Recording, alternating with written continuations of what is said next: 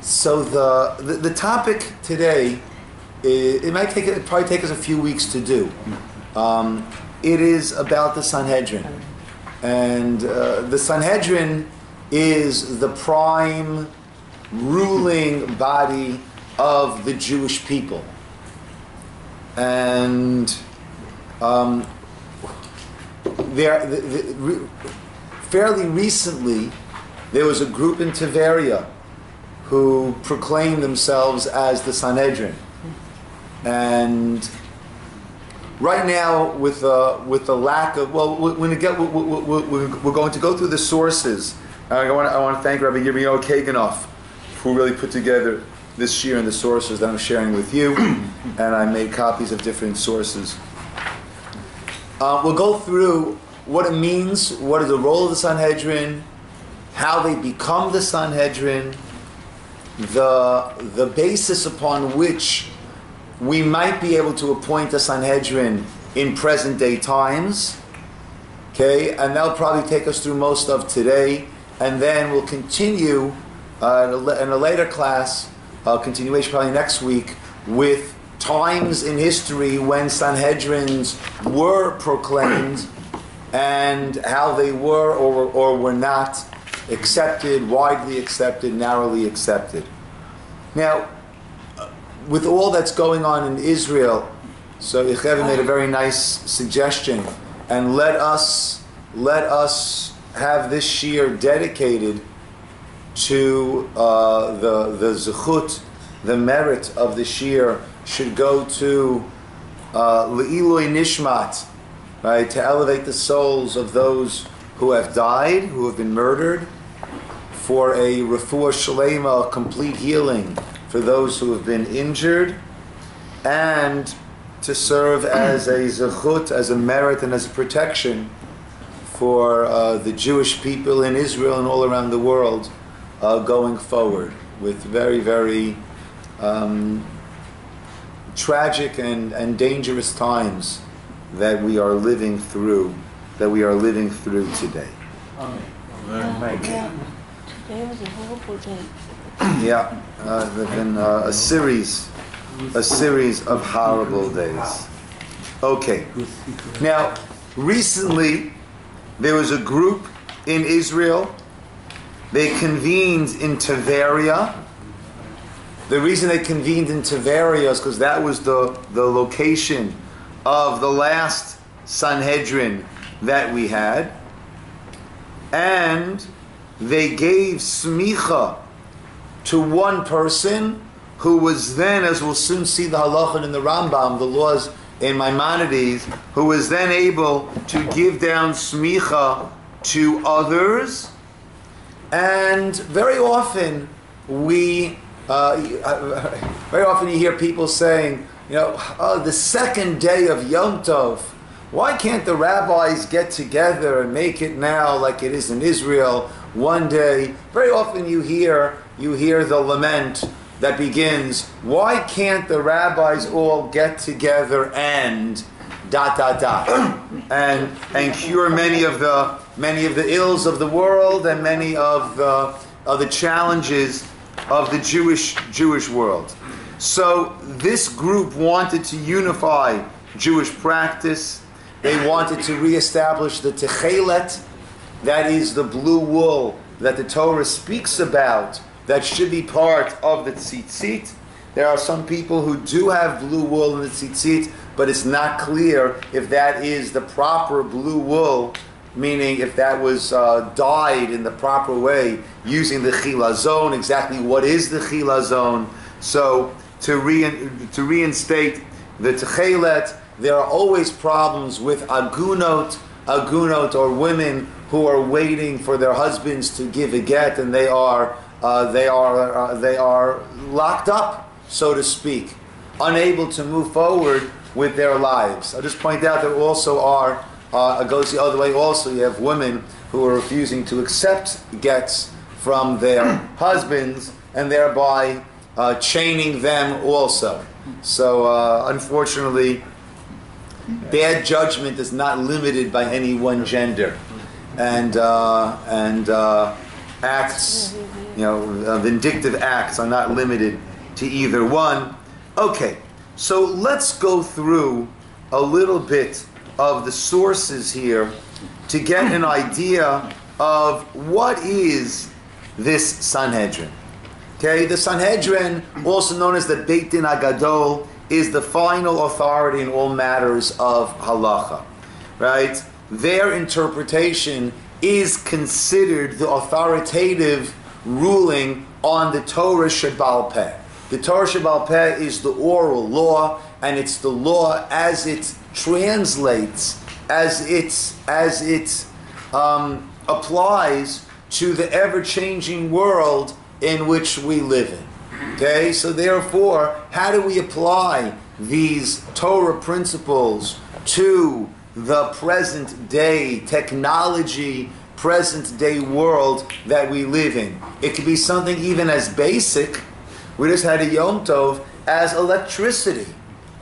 When electricity first became widely used, there were different opinions if lights could be turned on Yom Tov. The reason being, we're not allowed to initiate a flame on Yom Tov, but we are allowed to pass a flame from an existing flame, right? Pass it along. So on Shabbat, we're not allowed to. So it's clear that using that on Shabbat was not allowed. But how about using it on Yom Tov? Is opening that circuit, or actually closing that circuit by turning on that switch, is that passing the electricity? Is that Aish? Is that electricity? Is that considered fire that gets passed on and hits that filament and then heats up that filament? Is that considered a transfer of fire? Right? In which case it would be allowed on Yom Tov. Now, when we have fluorescent and LED, so that's not working on that same principle, but at the time when it was all incandescent, so there were those who said that it would be allowed, but the general consensus was that it would not be allowed, and that became the accepted ruling. But the Sanhedrin would be the authoritative ruling on all of these Torah Shebal Peh, all these oral law rulings. Now, they were the Supreme Court, meaning when there were lower court decisions that were unsure, it would get passed up to the higher Beit Din, ultimately reaching the Beit Din HaGadol. They also had political, administrative roles. They would appoint the Jewish king. They would appoint the judges who would serve as the courts of the different tribes. Okay? Now, as we'll see now in the first Rambam that we're going to do, we'll get a sense of some of the background first. So let's see Rambam, Laws of Sanhedrin, chapter 1, halacha 3. We have it both in Hebrew and in English. Kane Bate Din and Kavun Yisroel, right? How many established courts? Let's go read in English. Should be among the Jewish people, and how many judges should there be in each court? First, a supreme court is established in the temple, in the Beit HaMikdash. This is called the Beit Din, the Sanhedrin HaGdolah, the Great Sanhedrin. It was composed of 71 judges. This is derived from the Pasuk, the verse in Numbers, gather for me 70 men from the elders of Israel. So Moses was told to gather together 70 men. Right? Moses was certainly going to be part of this group. And Moses presided over them, as the verse continues, and they shall stand there with you. Thus there are 71 members of the Sanhedrin. The one who is of the greatest knowledge is placed as the Rosh Yeshiva, he's called. He is the leader. He is called the Nasi by the sages. When we talk about a Nasi, right, the Nasi, in modern day Hebrew, the Nasi is the president. Okay? But when the Talmud discusses the Nasi, right, the Talmud, the Mishnah, so that is the person who is the Rosh, the head of that Sanhedrin. He assumes the position of Moses, our teacher, Rambam writes. Right? That Nasi, he takes the position of Moshe. The greatest among the remaining 70 is appointed as an assistant to the head. He sits at his right, and he's called the Av Beit Din. the Av, the father, the leader of the Beit Din. The remaining judges from the 70 sit before them and are seated according to their age and according to their stature. Whoever possesses greater wisdom than his colleague is seated closer than his colleague to the Nasi on his left. The members of the Sanhedrin sit in a semicircle so that the Nasi and the Av Beit Din can see all of them. So that is the configuration, and that is the membership of this Sanhedrin. Yes, Steve? Who determines who is the wisest of all? Yeah. And then No, good questions. below that. Well, what's interesting is, I would say every generation we have our, we have our leaders, and the leaders appoint their leaders and recognize, no one felt that they should be paskening, they should be ruling halacha ahead of Rav Moshe Feinstein. So even in our perhaps more divided times. So you're talking about a general understanding Yeah. of who the Gedolim are. Yeah. And certainly when it comes to halacha, who has the knowledge and the shoulders? Eliashab. I'm sorry? Eliashab. Yeah, Eliashab, yeah. Shlomo Zalman Auerbach, Yechai Rivka, and then Dov. I'm not clear. I know that there are Kohanim in the temple, and now there's now a Sanhedrin with Moshe. Yes. What's the different roles? The Kohanim, that they perform the avoda, the service. The service, and the other one is the laws. And this is the laws. Yeah. And the Kohanim never did the laws. That wasn't their role as Kohanim. Who did that? There could be a Kohen who would be a Talmid Chacham who might be on the Sanhedrin. I don't think he was not precluded from being on the Sanhedrin, but one of them, there is the keter, the crown of kahuna, of serving as of priesthood that was given to Aaron and his descendants. Yeah. There's the keter, there's the crown of malchut, of royalty, that was given to the tribe of Judah, and specifically the descendants of King David. And then there's the keter of Torah, the crown of Torah, which is open for everyone.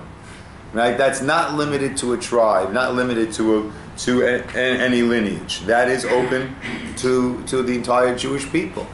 Right? So there was the avoda service going on there, and there also was the Supreme Court of Jewish law that would also convene there.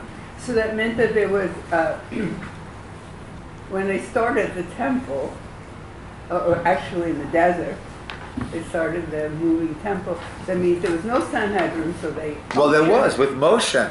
With Moshe. Right away? Moshe had Shivim Zakanim and 70 elders, and together they were the Sanhedrin, and in the desert? Yes. No. In the desert? Moshe was only in the deserts. Right? Right, of course. Yeah. Okay, so that's when it started, in the desert. Yeah, it's a pasuk it's a pasuk in Bamidbar, right? That's what we saw over there in the Rambam.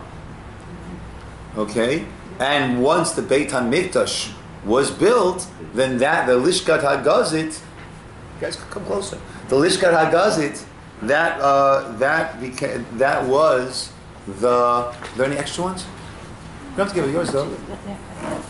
Okay, so then that became the place where they were. So the Beit HaMikdash was a place for Torah and avoda, right? The avoda meaning the service in the Beit HaMikdash and the Sanhedrin. And they all met within the temple, with the movable temple.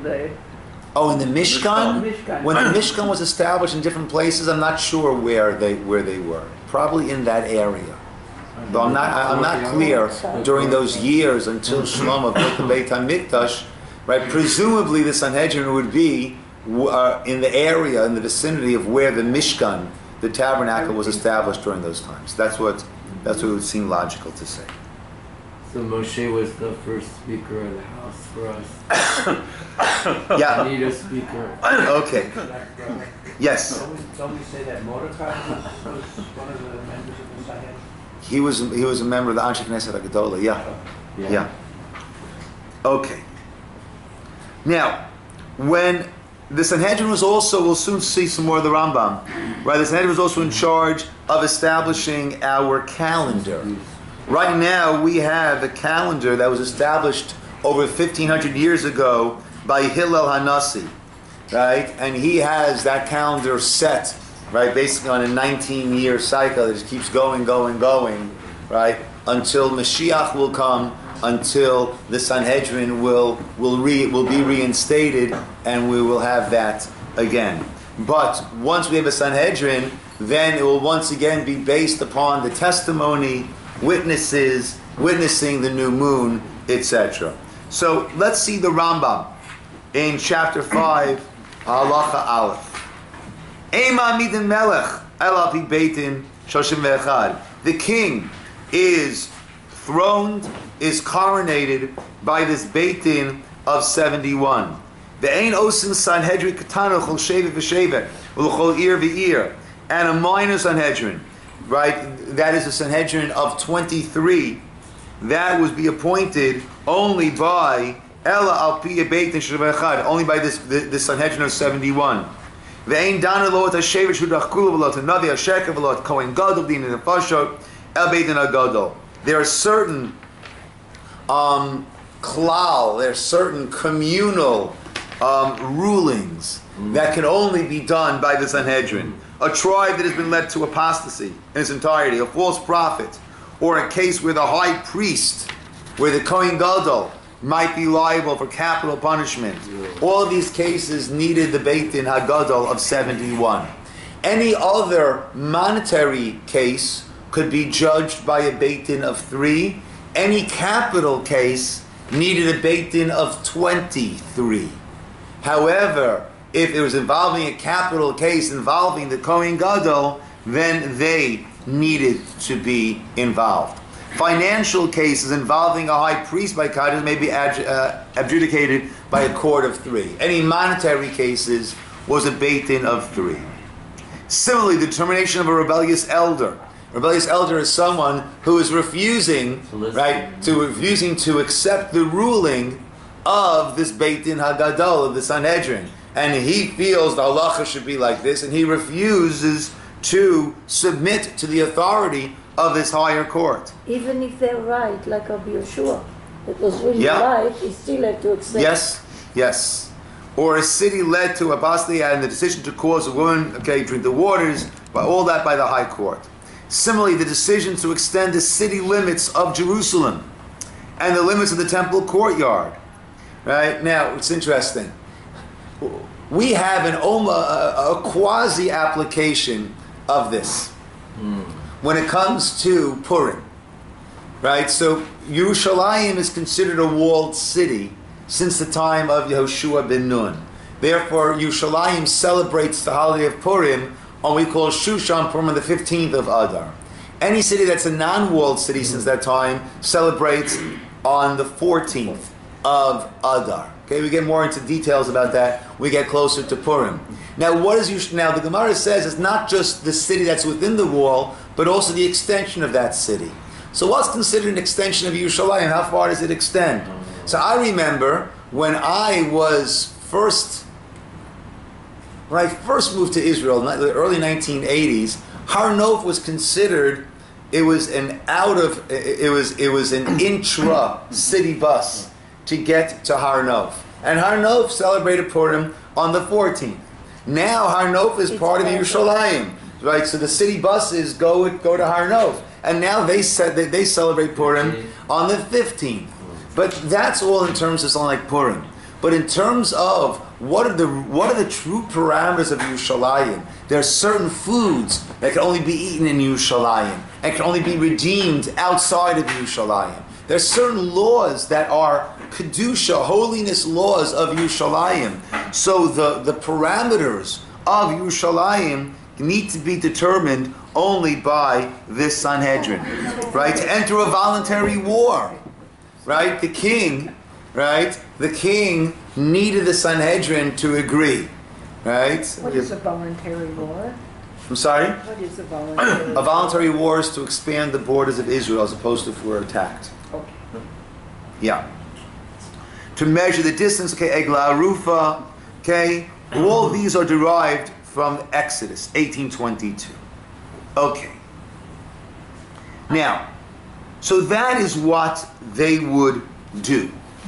Who qualifies to be a member of the Sanhedrin? Right? Clearly they must be superior Talmidei Chachamim and Yarei Shamayim, and they all must have the smicha. Okay, the smicha is the conferring of rabbinic ordination that Moshe gave to Yehoshua. The pasuk says, "V'samach yadav al rosho." He placed his hands on his head, and he gave him that smicha. Now, I also have smicha, okay, but that will not qualify me for the Sanhedrin. Okay, so there are different levels of smicha, and on the second page where I have Sanhedrin 5a, that is from the Talmud. We have it both in Hebrew and in English. Okay. The Gemara in the Hebrew, I wanted to get the Rashi also, but the Hebrew actually starts on the fourth line from the bottom, the third word. My Rishuta. Right? The Gemara there is discussing getting Rishut, getting permission, being authorized to make rulings. My Rishuta, what is this authorization? The Gemara says, Ki avi nachid Rav Rechana leBavel, when he was going down to Bavel, Amar le Rabbi Chia le Rebbe. Right, so Rabbi Chia said to Rebbe, Ben Achai, my nephew, Yoreh leBavel, is going down to Bavel. Yoreh, can he rule? And Rashi explains Yoreh means it's a certain level of Isser veheter. Can he rule if something is allowed or not allowed? That is why the basic smicha, the first level of smicha, is usually the laws of kashrut, right? Those are the, and laws of Shabbos, right? Is this aser? Is this permitted or not permitted? Yoreh, can he instruct if it's permitted or not? And he answered, Yoreh, yes. Yes, I hereby duly authorize him that he can rule such cases. Yadin, can he judge? Judging now is talking about monetary rulings. This person has to pay. This person is exonerated, is exempt from payment. Can he rule monetary cases? Yadin. He said, yes, he can. Yatir bechorot.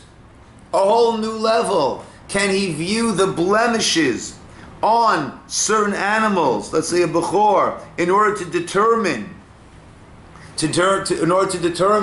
is this animal blemish and therefore not needed to be brought as a sacrifice, and thereby can be utilized by the Kohanim? And he said, Yati bechorot, and he answered, Yatir. Yes, he can do that. So we see that there are different levels of smicha. Clearly, anyone in the Sanhedrin needed to be at this highest level of smicha. Now, Rekainov also writes, didn't give you a source on this, that there was also a qualitative, different type of smicha from the time of Moshe until the time of the Gemara, which allowed a person to rule on capital and corporal cases, and to judge what's called a knas. A knas is a penalty. The Torah sometimes, right, a person steals, right, thieves, he's got to return that which he stole. That's not a penalty. That is the restitution of that which you took. Now, if a person is caught, then, as opposed to him coming forward and admitting, he needs to pay kefel. There is a penalty payment that he needs to pay back double the amount that was stolen. In order to rule on knas, on penalty cases, that was only the time of Moshe until the time of the Gemara. So wait, is during that time an individual rather than the full 70? Or the three could rule? Yes. Okay, so Yes. one individual, rather than the din of three. I'm not understanding your So question. now it's- A beit din of 3, right? In the smicha, one need to have a special smicha in order to be able to judge penalty cases also. But then, for the actual judging, you still needed the beit din of three? Yes. Okay, Yes. because the way you Yes. said it, I thought you Then, just said an if I individual. was- That's Yes. like your motion to. Okay, if I wasn't clear, I apologize. So it needs to be at the right debate. And so this was until the time of the Gemara. Okay.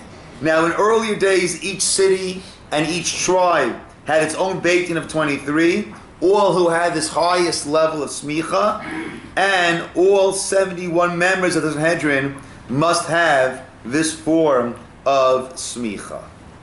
Now, this highest level of smicha can be given by a single judge who has this level of smicha.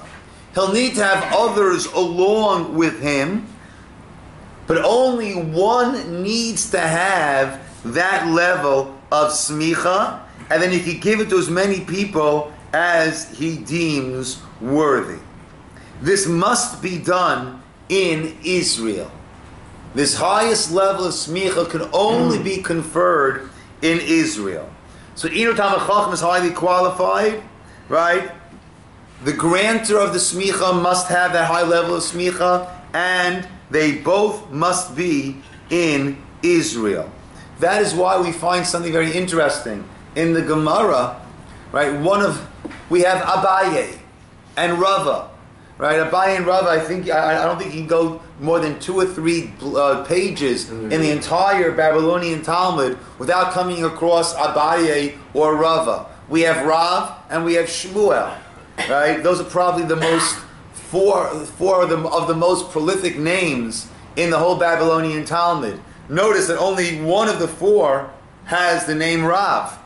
It's not Rav Abaye. It's not Rav Rava. It's not Rav Shmuel, right? Because they were not in Eretz Yisrael, they were not in Israel, they were unable to receive this smicha. Now, a question that should be brewing, we're going to come to soon, is, so how can we even possibly dream of making a Sanhedrin if we don't have at least one person, right? We said the 2 requirements is you have one person who has that level smicha, and then the recipient is on a knowledge level worthy of it, and they're both in Israel. But once that chain is broken, then how is it that there were times that we tried to reinstate the Sanhedrin, and how is it that we can even imagine doing it today? But before we get to this, another Gemara that tells an amazing story about the length that, and we have this on the bottom of page 2 or 3, and also in English, it's on the next page. So all should follow as they see fit. Those who are following in Hebrew, we're on this bottom piece of Gemara over here, and this is Sanhedrin, I should have written it. This is Sanhedrin Yud Gimel, or Yud Dalet Amud Aleph, and then the very top line. Pamachat, one time, Gazra Malchut HaRisha'ah, Gezerah al Yisroel, the evil kingdom, that's the Romans, made another one of their decrees against Israel. Shekol HaSomech Yehareg. Anyone who would dare confer smicha onto another person would be killed. The Chol HaNismach, and anyone who received smicha would be killed. The Ir Shesomchen Bo, and a city wherein smicha would be conferred, Techarev, would be destroyed. Utchumin Shesomchen Bahen, and the areas adjacent to them, Yakru, would be uprooted.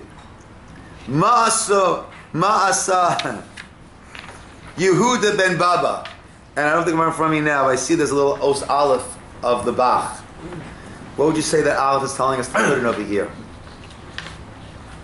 I would say Rav, right? Or Rabbi, right? Rabbi had to be Rabbi Yehuda ben Baba, right? We'll look it up afterwards. But it's got to be Rabbi Yehuda ben Baba, because if he's giving smicha, he has to be Rabbi. Otherwise, his whole story is not going to start. What did Rabbi Yehuda ben Baba do? What does English say? Do they change it? Yeah. What did Rabbi Yehuda ben Baba do? Halach. Now, he was one of the last ones who had this smicha. Now, why were the Romans intent on uprooting this whole smicha? Because this is Jewish authority. This is Jewish autonomy. This is the Jews having their own rulers, at least in the religious realm, but also we saw before they also have political power. They appoint the king. So without this, the Jews would truly, the Romans didn't want to just destroy the temple. They wanted to take down any chance of a Jewish resurgence. So they saw that by obliterating this whole lineage, that is how the Jews would just finally, these pesky people would finally just disappear. But no they such didn't luck. let them have the place in Yavne. I'm sorry? They did let them have the place in Yavne. For a period, yeah. Yeah. Halach. So what did he do? Halach, he went. V'yashav lo bein shnei harim gedolim. He situated himself in between two large mountains. Lived and tried to uproot that area. Ubein shtei ayarot gedolot. And in between two large cities. Not in a city. So there wouldn't be any repercussions for the city that he would do it in. Ubein shnei tchumei Shabbat bein Usha l'Shafra'am. Between the two boundaries of Shabbat, of Usha and of Shafra'am. V'samach sham chamisha zakenim. And he gave smicha there to 5 zakenim. Who were the 5? Eloheim, Rabbi Meir, Rabbi Yehuda, Rabbi Shimon, Rabbi Yossi, Rabbi Lazar ben Shamoa. Right? These are certainly a who's who when it comes to the sages of the Mishnah. Rabbi Shimon, keep in mind, is the great Rabbi Shimon Bar Yochai, right? Or to whom the Zohar is attributed to. Rav Avia, most of Rav Avia says there was another one there also. Af Rav Nechemia. Kevin shi kiroi veyem bahen. Once our enemies realized what was going on, Amar Lahem, he said to them, Banai, my sons, Rutsu, run. Thank you so much. Yeah. Run, flee. Amar la Rebbe, Matei Alecha. They said, Rebbe, what will be with you? Amar Lahem, he said to them, Hareini mutar lifneihem. I am before them, ke'even she'ein lo hofchim, like a stone, right? Which none is concerned to overturn, right? There's nothing I can do about myself, right? In other words, he knew that he would be giving up his life. He was not in a position to be able to flee afterwards. Amru, it was stated, lo zazu misham, they did not move from there. 300 spears were plunged into him. Va'asa'u kekavara. And he became like a sifter. That's what like a sieve. That's what his body looked like. But these other sages managed to get away, and thereby the smicha continued for a short period of time. Now, the Gemara, as I mentioned to you, you can't do it by yourself.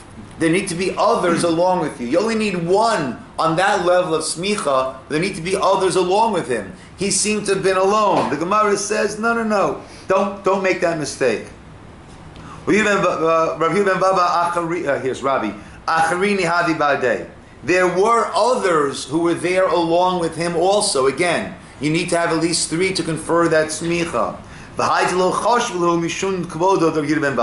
They weren't listed in this story because compared to Yehuda ben Baba, he was the personage who made this happen.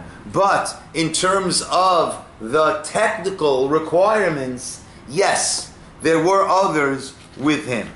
Now, by his doing that, he maintained, right? He paid for this with his life, but smicha continued for several more generations. However, with the continued persecution by the Romans, this smicha ended. So no one, we reached a point where no one had the smicha that was qualified to judge capital, corporal, or kanas, or these penalty cases. If that's the case, then this should be a non-starter. And there should not be any talk of another class following up on this one about the history of Sanhedrins being implemented through the times, because once we lost that link that had gone back to Moshe via Yehoshua, and then on generation to generation, once we lost that link, that continuous link, then it should all be over. Except the Rambam writes, and that's the last source that we have, and then the last page. Rambam, Laws of Sanhedrin, chapter 4, Halacha Yud Aleph. Right? Chapter 4, Halacha 11. Hare. And we're going to do this in Hebrew and English because his wording is very important. Shloya be'eretz Yisrael el somech echad. If there was only one person with smicha in Israel, Moshiv Shnayim Betzido, no problem. He would summon two others to be alongside of him. Now we have a group of three. As with Gemara concluded by Yehuda ben Baba, there were others who were there along with him. V'somech shivim ke'echad, and he could therefore, right, confer smicha onto 70 all at once. O zeh achar zeh, or one after another. V'achakach yasehu v'ashivim beitin hagadol, and at that point, he and those 70 would become this Beit Din HaGadol, this supreme Jewish court. And then they would then give smicha to other courts, and we'd have the courts of 23 spread out. Now, Nirin li hadvarim, and these are the words of the Rambam about which everything going forward for centuries and centuries afterwards is based. Sh'im hiskimu. Now let's say we don't have one. We don't have one continuous link of smicha going back to Moshe. We don't have it. Sh'im hiskimu. Kol hachachamim shebe'eretz Yisrael. If all the chachamim in Israel would agree, limnot dayanim, to appoint judges, v'lismoch otam, and to put smicha on them, hare elu smuchim. They have smicha. We have restarted. We have reignited that line from Moshe. And even though it came to an end, it now begins again. V'yesh lehen ladun dinei knasot. And they can now start to judge these penalty cases, these fine cases. V'yesh lahen lismoch lacherim, and they're able now to give the smicha. The line will have been restarted, and they'll be able to give smicha. Im kain, if so, lama yu chachamim mitztarin ala smicha, right? If so then why did the chachamim, did the sages go through such anguish, right, in order to maintain smicha? Why did Yehuda ben Baba have to go through that? Right? It could always be restarted. Kadesh leibatu din knasim Yisroel. Right? Why do they have to go through such hardships? Lefishi Yisrael mefuzarin, because the Jewish people are spread out. V'iev shar yaskimu kulan. That's a problem. Right? And he says Ef Shar. He doesn't say, it's difficult. Ef Shar means impossible. That we all would agree. V'im hayasham samuch mipi samuch. But if we would have, as Rabbi Yehuda ben Baba did, if we would have someone with the continuing link, eino tzarich dat kulan, then we don't need the granting, the agreement of everyone. Eladan knidine knasut lukol. rather he can judge these penalty cases for all, because he's part of that unbroken chain of smicha. So the Rambam says, if you've got, now it's interesting, okay. The Rambam's words are, right, we are mufuzarin, right? Kulan. But if you would have hiskimu kol hachachamim, then it would work. And then he ends off with the words v'hadavar tzarich hechra. Right? It's a little hard to translate exactly. And who right? will do it? The matter needs to be weighed. Right? The question whether smicha can be renewed requires resolution. Right? So the Rambam concludes with what we would say tzarich ian. Right? We need to look into this a little more. Now, Question. He still is talking only about dinei knasot, monetary, that it's the lowest level that no.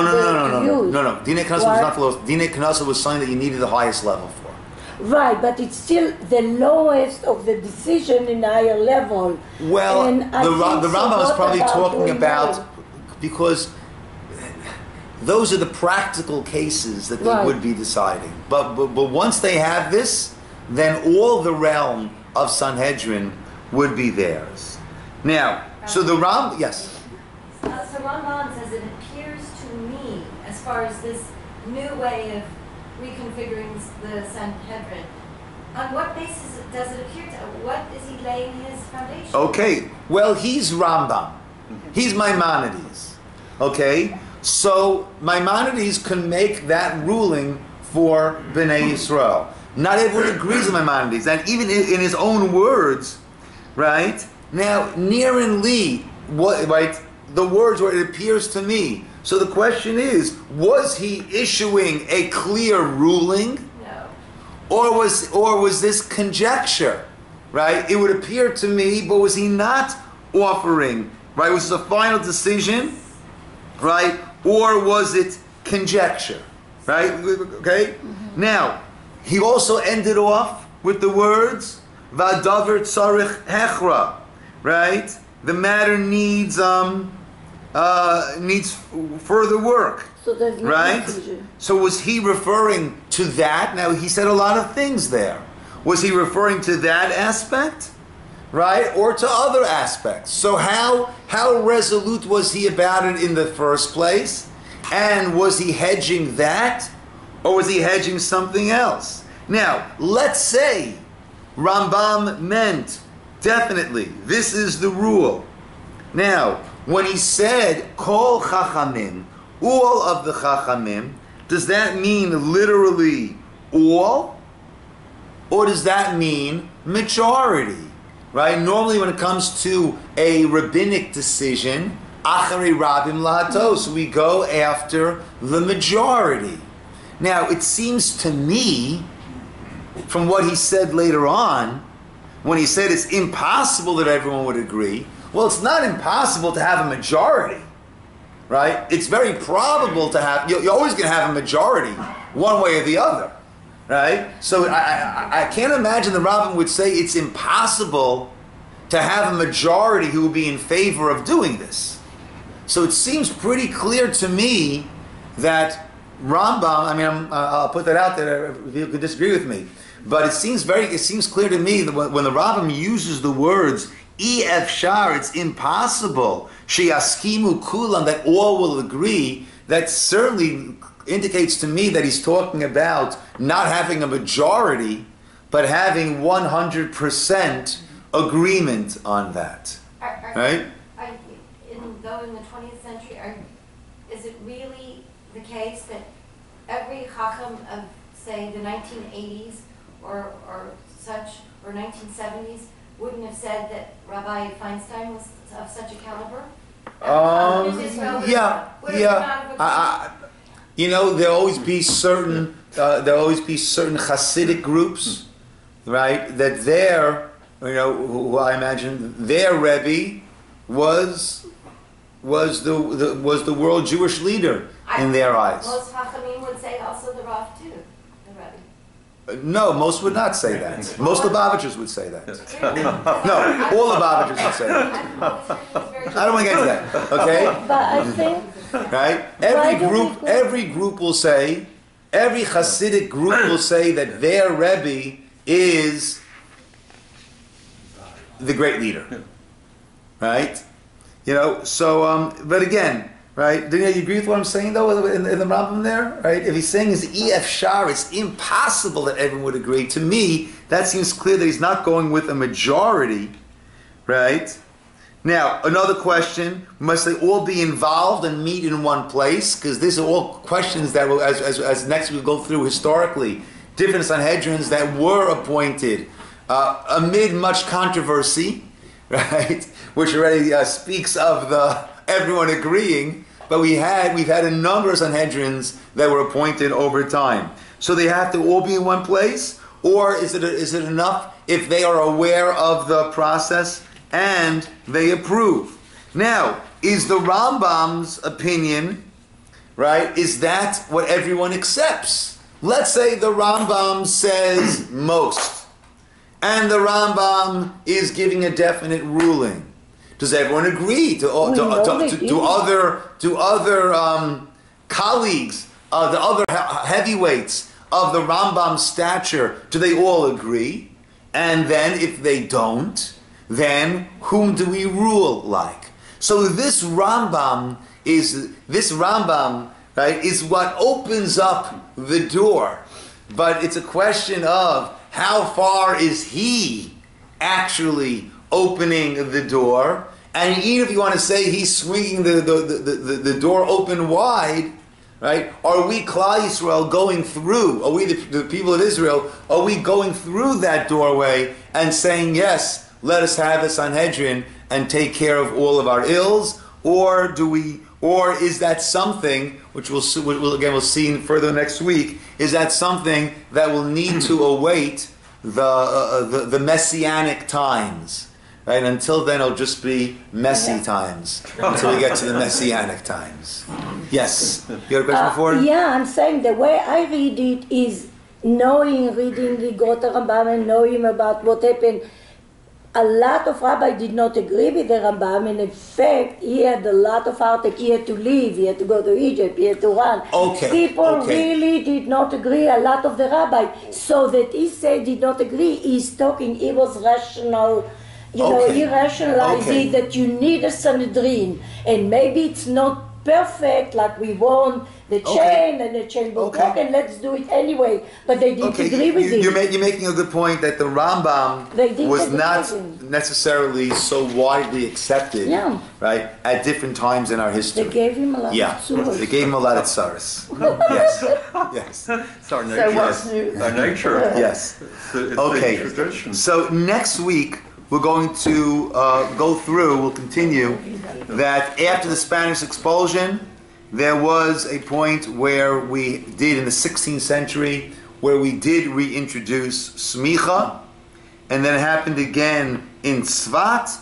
We're going to go through historically the different times that it was reinstated, and how and what happened there, and the sources of those who were in favor, which we can understand. Those in favor will waive the Rambam, Hilchas Sanhedrin, Perek Daled, Halacha Yud Aleph, chapter 4, right? Halacha 11, and those who disagreed, right, could also waive that same Rambam, right, and could also waive other things along the same way.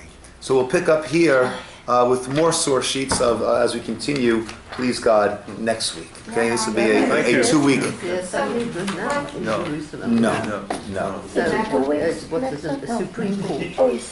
Well, that's a secular. That's a secular Supreme Court. We're talking about a Torah Supreme Court, which we don't have. Yes. Here we have the Beit Din. What is the Beit Din in charge of? Which Beit Din? Rabbanut. We have the Rabbanut. The Rabbanut. Besides get and marriage. The Rabbanut is in charge of get, marriage, standards of Rabbanut Kashrut, right? The kosher certification. Well, that's blurry lines in terms of conversion, right? How in charge, who's in charge, how in charge. Very blurry lines. But that's what we Yeah. have right now. Yeah. Yes, Jan. And then for these particular dinim, like the Beit Din of Los Angeles, 33%, how are they authorized then? I mean, Okay. So just very quickly, Beit Dinim today, Thank you. right? Beit Dinim today are involved in 3 areas: marriage and divorce. Okay, they're involved in marriage and divorce. They'll be involved in conversions, and they will be involved in monetary cases. United States law allows for arbitration. right. So if we're having a monetary dispute, right? I can't force you to go anywhere but the court system.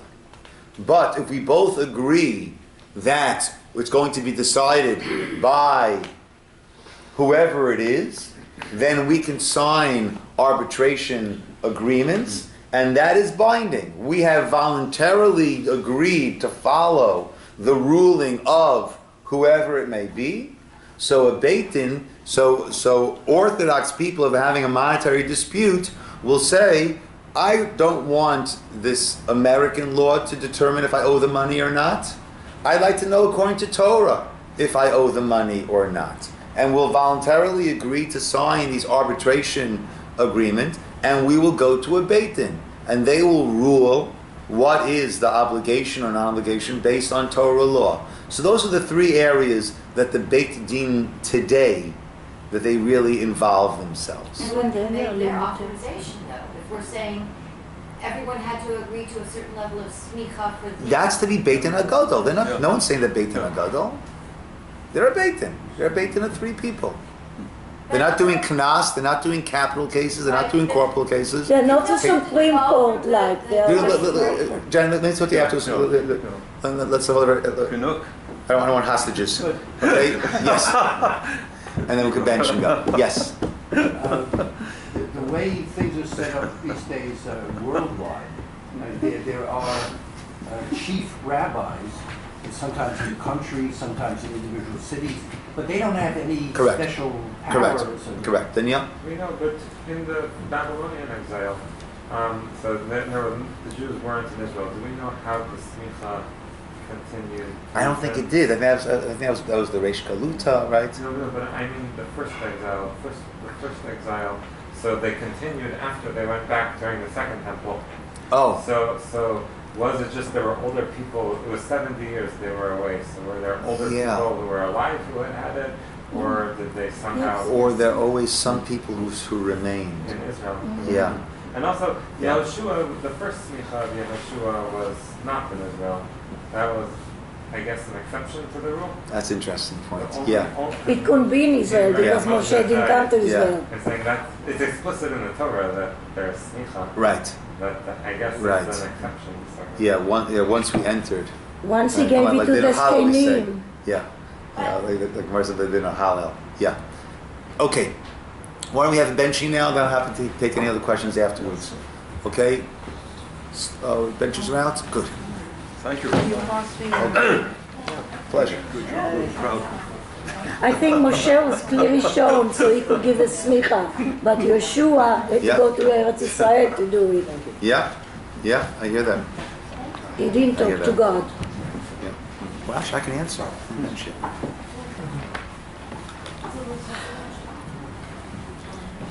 Interesting subject.